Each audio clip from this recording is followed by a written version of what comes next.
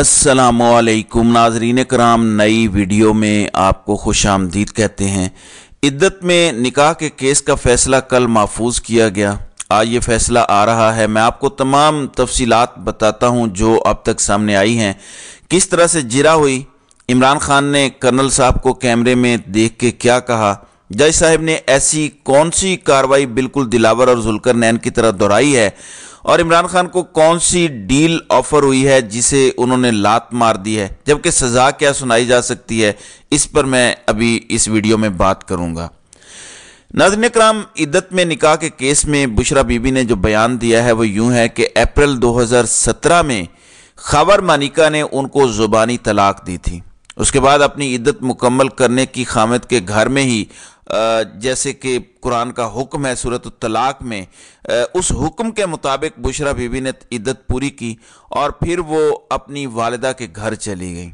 और उसके बाद इमरान खान से तो अगले साल जनवरी में उनका निकाह हुआ। सो अगर इस तलाक से महीने गिने तो तकरीबन 7 से 8 महीने बनते हैं जिसके बाद उन्होंने शादी की। उन्होंने कहा कि मेरा कोई दूसरा निकाह नहीं हुआ। इमरान खान ने बताया कि खबर मानिका को अरेस्ट किया गया या अगवा किया गया, वो गायब रहा, फिर आया और उसके 10 दिन बाद उसने ये दरख्वास्त दे दी। यानी ये एक कॉम्प्रोमाइज्ड शख्स है। मुफ्ती सईद के ऊपर भी बड़ी ज़बरदस्त जिरा हुई कि किस तरह आप एक साजिश का हिस्सा थे, फिर आप वादा माफ गवाह बन गए और उसके बाद से अब तक देखें चल रहे हैं। सलमान अकरम राजा के हवाले से रिपोर्ट हो रहा है कि उन्होंने बहुत ज़बरदस्त दलाइल दिए। अगर ये फैसला पहले से लिखा हुआ ना होता कोर सेल की तरफ से, यानी अभी लिखवाया हुआ फैसला सुनाया जाना है, तो यकीनी तौर पर यह केस उन्होंने जीत लेना था। और सलमान अकरम राजा को कम से कम मैं बहुत ज़बरदस्त वकील मानता हूँ। मैं ये बार बार कह चुका हूँ, बहुत ज़बरदस्त तरीके से बात करने का फ़न जानते हैं, कानून आइन और लॉ पर बड़ी ज़बरदस्त गिरफ्त है और वैसे भी उनकी बड़ी बात करने का ढंग है। मुझे यकीन है कि जो लोग रिपोर्ट कर रहे हैं वाकई उन्होंने शानदार दलाइल दिए होंगे और मेरे ख्याल में जज अगर हलाली तो हुआ तो उसके पास किसी किस्म की कोई एडवर्स जजमेंट देने का ऑप्शन ही नहीं होगा। लेकिन यहाँ पे तो मल्टीपल ऑप्शन सामने आ रहे हैं। कोई कह रहा है कि कोड़ों की सज़ा होगी, कोई कहता है 5 साल कैद की सज़ा होगी, कोई कहता है कि सज़ाए मौत ही ना दे दी जाए, यानी पर्ची ही मिक्स ना हो जाए। इद्दत में निकाह के केस में कोई हुदूद ऑर्डिनेंस लगने जा रहा है, क्या करने जा रहे हैं इसमें? जाहिर है कि ऐसी सज़ाएं हाई कोर्ट्स में नहीं चल सकती। इस पर तो आमिर फारूक खुलकर कह चुके हैं कि सुप्रीम कोर्ट का फैसला मौजूद है, 39 दिन में मामला होना है। तो अब ऐसा लगता है कि इद्दत के निकाह को छोड़ के ये बाकी गवाहों में कहीं इसको भी ना डाल दें कि इमरान खान ने शादी से पहले नाजायज़ ताल्लुकात रखे, यानी ज़नाब बिर रज़ा का केस ना बना दे। इस किस्म की जजमेंट आ सकती है क्योंकि इनके मकासद हैं। जो भी कोई सज़ा होगी उससे इमरान खान को फ़र्क नहीं पड़ता। 14 साल की ये पहले ही सज़ा दे चुके हैं। ये सज़ाएं जाहिर है कि जब तक हाई कोर्ट और सुप्रीम कोर्ट से फाइनल नहीं हो जाती कोई सख्त से सख्त सज़ा, इवन सज़ाए मौत पे भी अमल दरामद नहीं हो सकता। इस केस में तो कुछ ऐसा है ही नहीं कि सज़ाए मौत ही दे दें। वैसे कोई पता नहीं, पर्ची में ये भी लिख दें क्योंकि इनके बाप का मुल्क है। लेकिन मैं वैसे आपको बता रहा हूं कि इन सज़ाओं की कोई वैल्यू नहीं है। असल में ये सज़ा इसलिए देना चाहते हैं कि इलेक्शन से पहले फिर अगले 5 दिन ये मुसलसल अखबारों और मीडिया को बयानियाँ दे चुके हैं और मैं आपको बता रहा हूँ मालूमात की बुनियाद पर ये कह दिया गया है मीडिया को एडवांस में कि ये आपने बयानिया चलाना है कि ये बदकिरदार इंसान है, इसकी बीवी बदकिरदार इंसान है, ये जानी है। ये बयानिया पिछले 10 सालों से हम सुन रहे हैं, 12 सालों से ये बयानिया कोर सेल ही चला रहा है, 10-12 साल से। ये जो कहते हैं ना कि इमरान खान तो लाडला था तो ये इसलिए लेकर आए थे, ये किताब किसने लिखवाई थी पिछले इलेक्शन से पहले? ये भी कोर सेल ने लिखवाई थी। इमरान खान के खिलाफ बार बार मजहबी तौहीन की बातें कहां से आ रही थी? ये कोर सेल से आ रही थी। नून लीग की इतनी औकात नहीं है कि इतना वो सोशल मीडिया की कंपेन्स बनाए और इतने सारे ग्राफिक्स बना के हर चीज तैयार कर ले। इनकी औकात नहीं है, ये इनके लेवल की बात नहीं है, इससे बहुत ऊपर की बात है। तो ये मुसलसल इमरान खान को टारगेट करते चले आ रहे हैं। तो अब ये चाहते हैं कि इमरान खान की किरदार कुशी की जाए। बार बार मेरे दिल में रह रहा है कि ये ख्याल आ रहा है कि एक शख्स पूरी कौम को एक बात बताता है कि घबराओ ना, सच बोला करो, हक के साथ खड़े हुआ करो, अमर बिल मारूफ व नही अनिल मुनकर की तबलीग करता है اس کا عملی نمونہ بن کر دکھاتا ہے، لیکن پھر کیا کہتا ہے کہ جب تم اس رستے پہ چلو گے تو تمہاری کردار کشی ہوگی، تمہیں تکالیف پہنچائی جائیں گی، لیکن عزت اور ذلت اللہ کے ہاتھ میں ہے۔ اب یہ قرآن میں بھی لکھا ہوا ہے کہ عزت اور ذلت اللہ کے ہاتھ میں ہے۔ تو رہ کر میرے دل میں یہ خیال آتا ہے کہ یہ اس بندے کو ذلیل کرنا چاہتے ہیں، یہ ایسا فیصلہ سنانا چاہتے ہیں جس میں اس کو ذلیل زیادہ کر سکیں، نیریٹو بنا سکیں، بد کردار ہونے کا نیریٹو بنا سکیں، ایک بندے کے نکاح جیسی پاک چیز کو گندا کر سکیں، جبکہ وہ حلفیہ بیان دے چکا ہے کہ کچھ غلط رشتہ تو دور کی بات ہے، میں نے بشرا بی بی کو پہلی بار دیکھا ہی نکاح والے دن ہے، یعنی میں نے چہرہ بھی کبھی نہیں دیکھا، یہ حلفیہ بیان عمران خان نے دیا ہے، لیکن سزا سنانے والے ذلیل کرنا چاہتے ہیں، سوچتے ہیں کہ ہم خدا بن بیٹھے ہیں تو وہ کریں گے، ان کو اپنے خدا ہونے کا بڑا یقین ہے، لیکن یہاں بڑے بڑے فرعون آئے ہیں، پھر اللہ نے ان کو غرق بھی کیا۔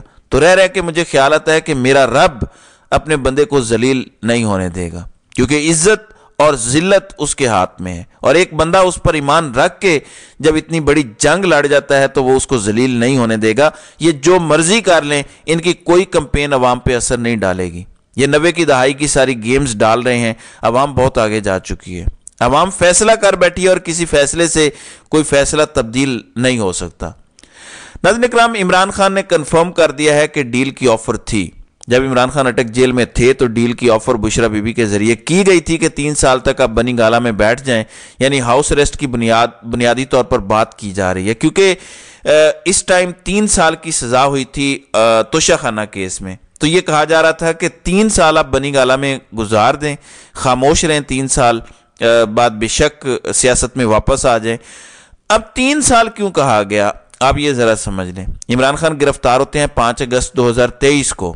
پاکستان میں ایک ایسی نوکری ہے جس کی ایکسٹینشن کا وقت جب آتا ہے تو پاکستان کو درہم برہم کر دیا جاتا ہے، اور یہ مسلسل 76 سالوں سے چل رہا ہے۔ 3 سال خاص طور پر اس لیے کہا گیا ہے کہ اس دوران ایک ایکسٹینشن ہو جانی ہے جو کہ مین گول ہے، اس کو نیشنل سیکیورٹی کہا جا رہا ہے کہ دیکھیں عمران خان آ گیا تو نیشنل سیکیورٹی خطرے میں پڑ جائے گی، یعنی میری ایکسٹینشن خطرے میں پڑ جائے گی، مینز نیشنل سیکیورٹی خطرے میں پڑ جائے گی۔ میرا ہمیشہ سے ماننا ہے کہ 6 یا 7 لاکھ ہیں، ہر کوئی اس عہدے کے اہل ہے، ہر کوئی بہادر ہے، ہر کوئی لائق ہے، کسی ایک بندے کے ناگزیر ہونے کی کوئی صورت ہے ہی نہیں۔ عمران خان نے ایکسٹینشن دے کے تاریخی غلطی کی تھی جس کا آج وہ خمیازہ بھگت رہے ہیں۔ نہ ایکسٹینشن دیتے عمران خان، یہ سب نہ ہوتا پاکستان کے ساتھ، یہ ان کی تاریخی غلطی تھی اور وہ یقیناً اس بات کو سمجھتے ہیں، اکنالج کرتے ہیں، ایڈمٹ بھی کر چکے ہیں۔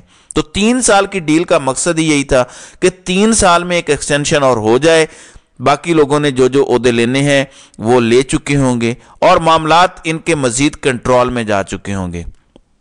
اس دوران عمران خان کے خلاف نون لیگ اور پیپلز پارٹی کو کھلا بیانیہ دیا جائے گا کہ دیکھیں عمران خان نے ڈیل کر لیا، خاموش ہو گیا ہے، گھر جا کے بیٹھ گیا ہے، اور اس طرح سے عمران خان کو اتنا ذلیل کیا جائے گا 3 سال کہ وہ اگر واپس بھی آتا ہے پولیٹکس میں تو اس کی نواز شریف اور زرداری سے زیادہ عزت نہیں بچے گی۔ گیم اس طرح ڈالی جاتی ہے۔